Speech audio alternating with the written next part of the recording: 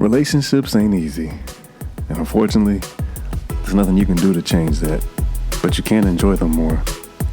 And if you approach them the right way, they can be more than worth it. So I'm John Sanders. I'm husband, father, brother, sharing the mistakes and successes that I've made in my own relationships so I can help you with yours.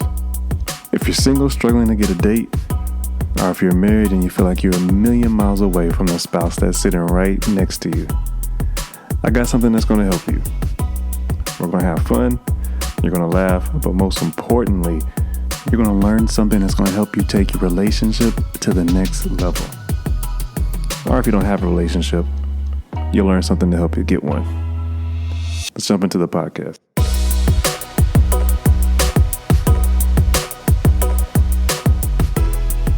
Trust the process. I'm going to give this example. So people come up to me all the time and ask me, or they'll tell me about their dating, and they'll ask me about advice. So someone came up to me and they were talking about, it was a girl, and it was talking about this guy that they had just met, and the guy, she was basically complaining about the guy was trying to go way too fast. And she was saying it was coming around as weird.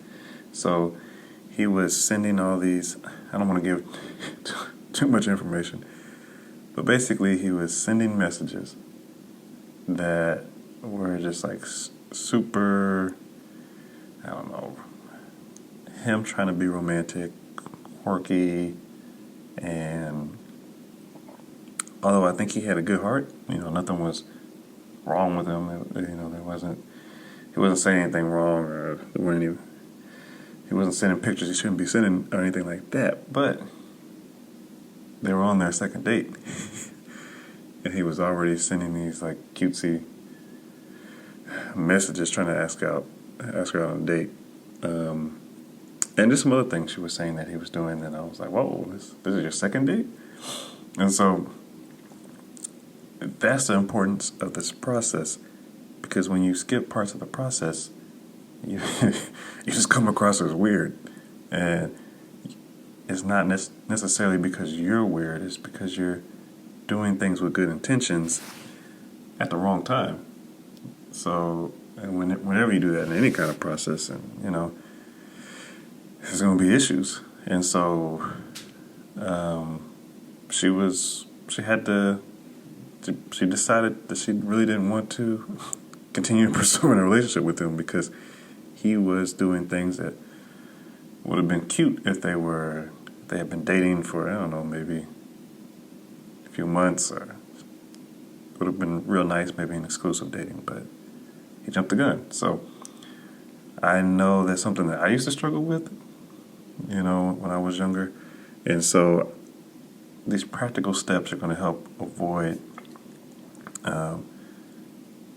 that issue of just losing out on people just because you're impatient or whatever the reason is, but you're taking things out of context and you're doing things too soon.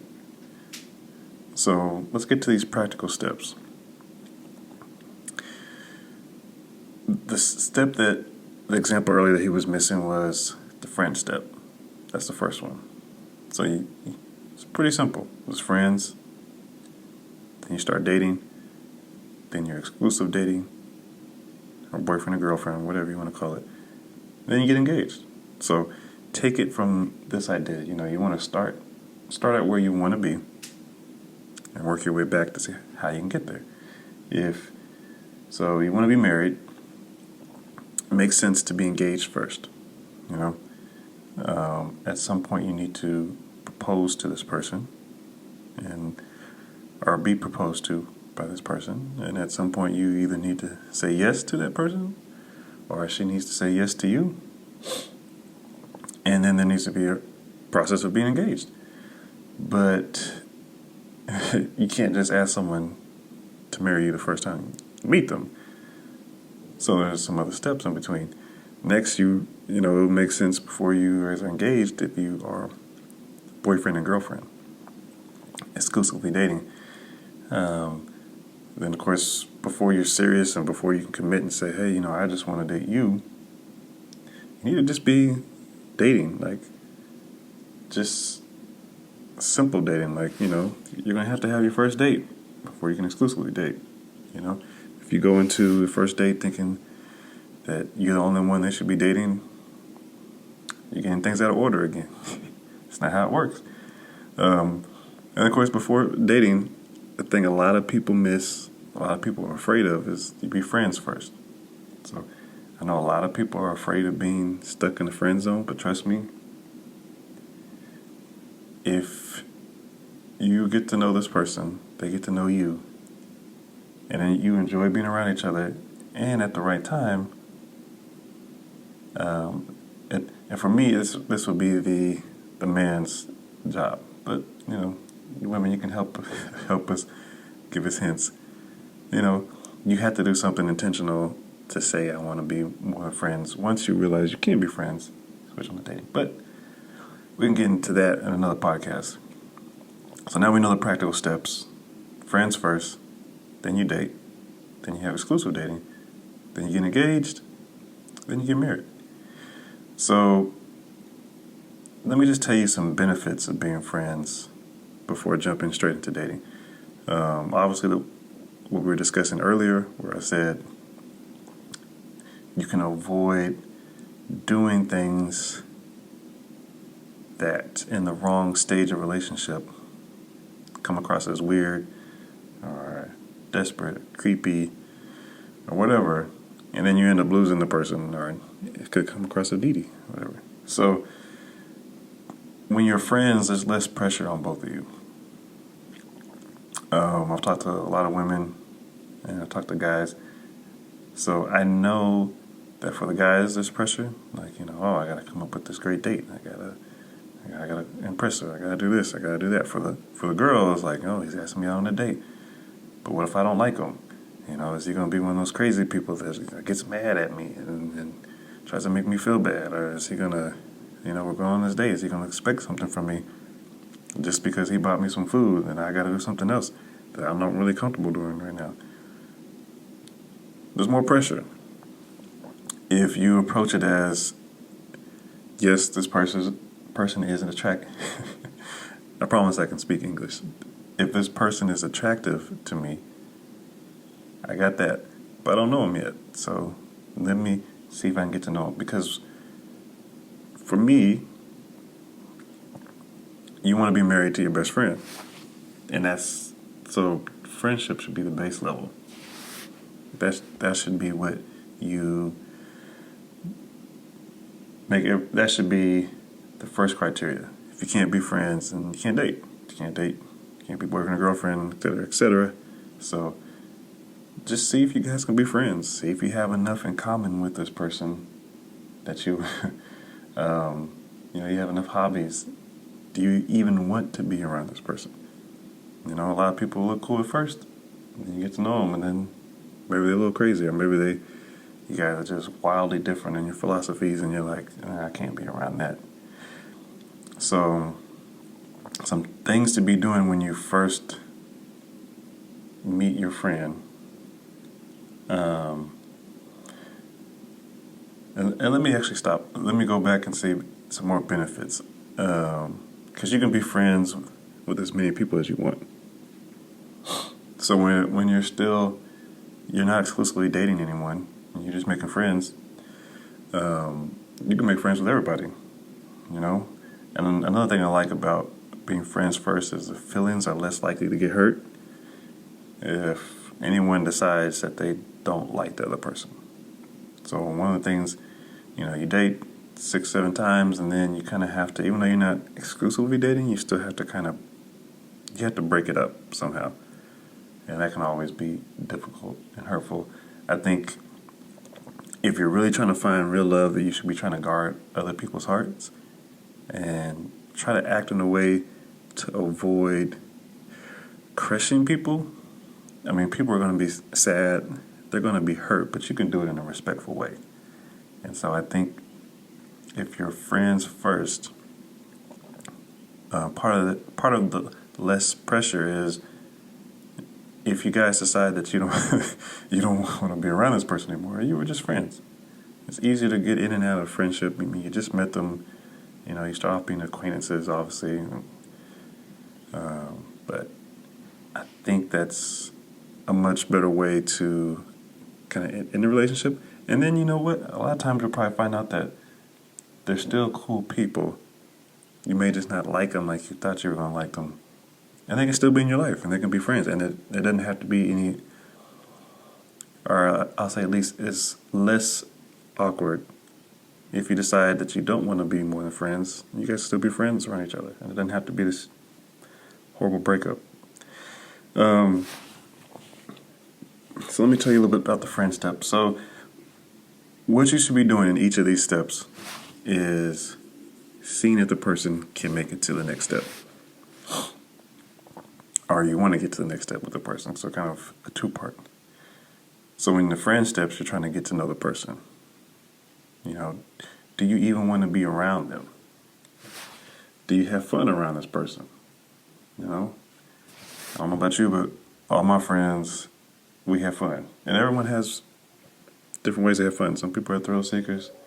Some people like bird watching. Some people play sports.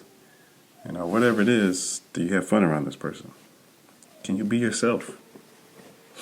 Do you have to pretend to be someone else? Do you have to pretend to be rich? Do you have to pretend to be quote unquote cool? You know? Can you just be yourself, and are you accepted? That's important. You definitely don't want to marry someone who you can't be yourself around. How do they treat their other friends? So this is something you want to find out, because the way they treat their other friends is eventually how they're going to treat you. So if they've had a friend, you know, they've known this person, you know, 2-3+ years, and you see that they're lying about them, talking behind their back, you already know what they're going to do to you. So you don't want that. So you need to look at how they treat their friends. It's a good indication of how they'll treat you. And this kind of goes into the next thing. Are they good friends to you? How do they treat you? How do they make you feel? You know? Are they respectful to you? You know, if they tell you they're going to help you, do they help you? So as you're going through all this, one of the biggest questions is, you know, do you still want to be more than friends with this person? So I spoke about this a little bit earlier, but a lot of times you see someone, they're attractive, for whatever reason you get this vibe, or maybe you meet them once and they seem to be what you want. So this friend stage is a good time to weed out they're attractive, and because they were, I don't know, playing basketball, I thought I would be in love with them. But then I realized that, you know, some things that I don't really like, but we can still be friends. Or you may decide you can't be friends at all. So if they pass that, yes, I still want to be more than friends with this person. Like, the more I'm getting to know this person, the more I want to know them, and the more I want to be around them. That's probably a good sign that you should move on to dating. Now that's, again, if, you know, they're still treating you right, you feel like you can be yourself, of course. So then dating, you know, this is where the romance begins. This is where men, you need to start paying for dates. Now when you guys are friends, yeah, you just do whatever you want. There's no pressure. To me, I think if we're just friends and it's obvious that we're just friends, like, you know, doing group things, or just, you know, or going to eat lunch together or something like that. Like, if you want to just be nice, you can pay for it, but you shouldn't feel like you have to pay for it. And then I would say women, you should definitely offer in those situations when you're just in the friend stage. The dating stage, that switches. Once you guys are like, okay, hey, this is not just us going to hang out, then that's when women, you need to expect him to pay for it. You know, there's going to be some times later on in the dating where you can pay for a few things, but to start off with, women, let the men pay. You'll thank me. Anyway, you start doing special things for them that you wouldn't do just for a friend. You know, you start going out your way. You start making extra special deal about their birthdays. Something, they get a promotion at work, you make a, hey, let's celebrate or something, just whatever things to let them know, I guess that they're more than just friends, basically, that something special, that they mean something special to you. You're going to start going out your way to spend time with them. I remember I used to, I want to talk so bad to my now wife that, because she was in a city that she didn't grow up in. And so I would, if we were ever going someplace, when we first met as a group or whatever, I would ask her, I was like, hey, I can give you directions if you just want to give me a call.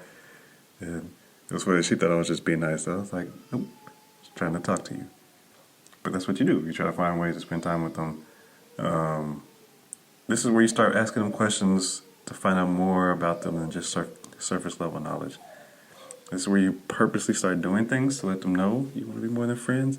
And at the end of the day, you want to find out if this is a person who you can exclusively date. Like, after dating, you should know, I can see myself with this person for the rest of my life. It's not that step yet, but it's like, if you can't see them, then you either need to keep dating or you need to go back to friends. And then you need to figure out if this person is reciprocating your feelings. Like, you're really into this person. You need to find out if they're really into you. And you want them to be on the same level. I would just, this has to be another podcast, but I would be leery of someone who's just like, I don't know, you've been on like 10 plus dates and they're still like, I'm still trying to decide. Yeah, I would be like, okay, well, you decide. I'm going to go date someone else until you figure it out. But anyway, we'll get into that later. So now you guys you've decided that you do still like this person and you want to know them more and you want to just be exclusive with them. You're not going to date anyone else. And you know that they feel the same way. So now you're boyfriend and girlfriend. Yeah, like I said, you both know that you're into each other. You've decided that this person has the best chance of being your future spouse. So if you were dating multiple people, you are now like, out of all these people, this person has the best chance of being my future spouse. I can see them at all the things that I want in a spouse. I believe they have it. And then you both need to agree that you're not going to date anyone else. And you need to talk about it. You need to know for sure.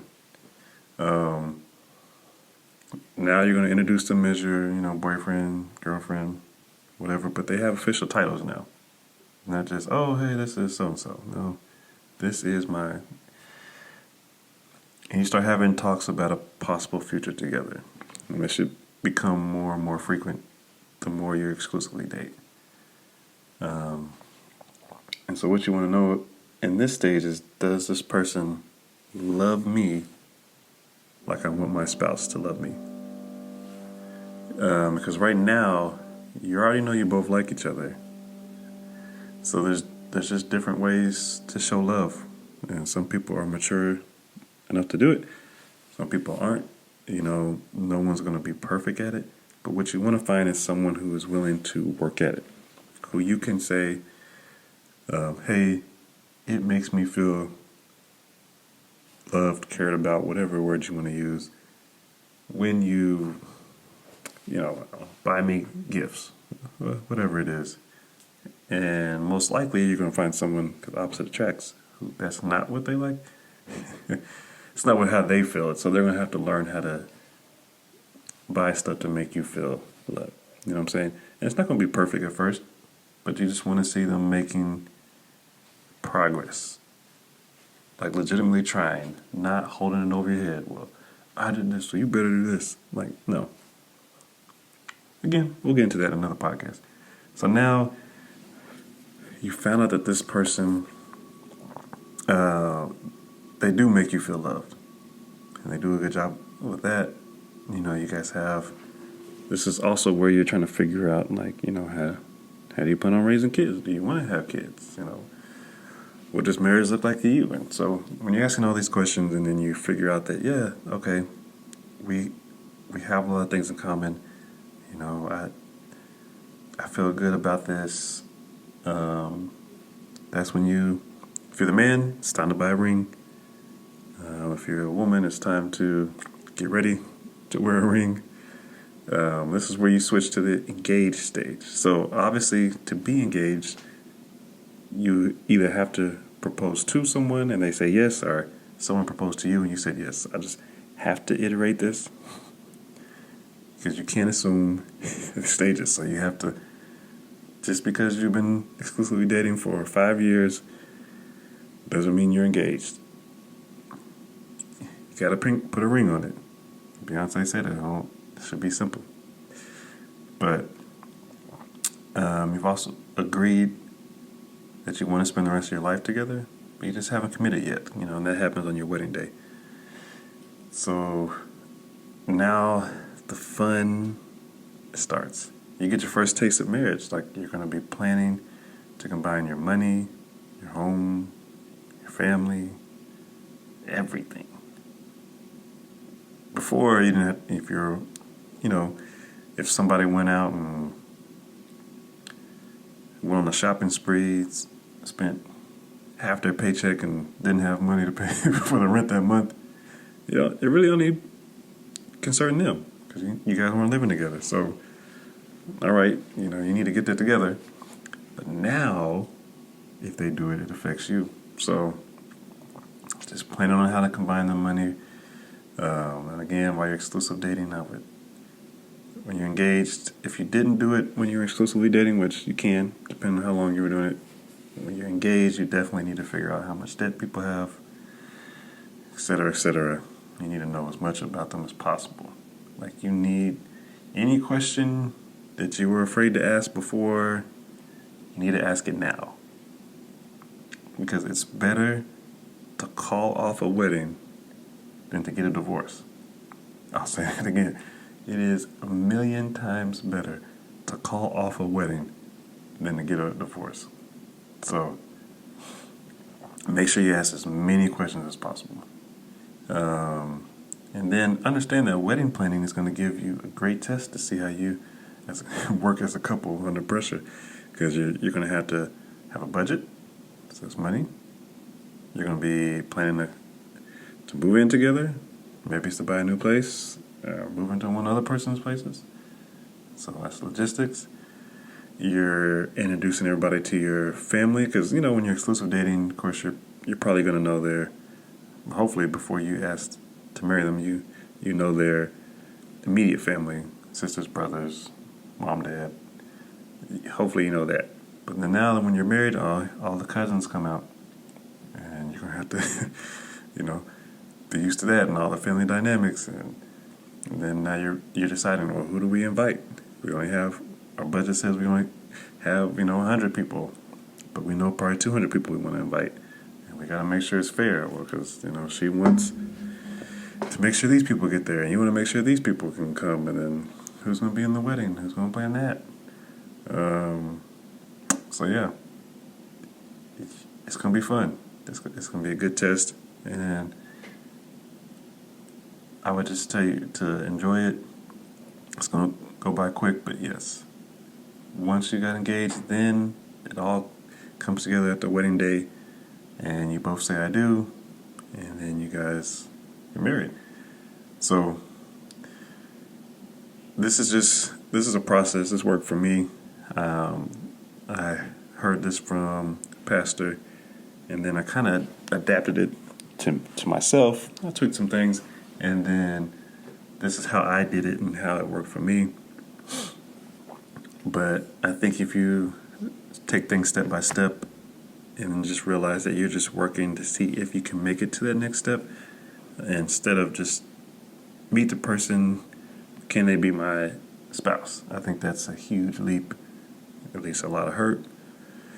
And I think if you take it step by step, you can actually enjoy being single a little better. So, friends first, dating second, then you exclusively date, and then you get engaged and get married. So, these are practical steps to marriage. Trust the process. So thank you again for listening to the podcast. Talk to you next time.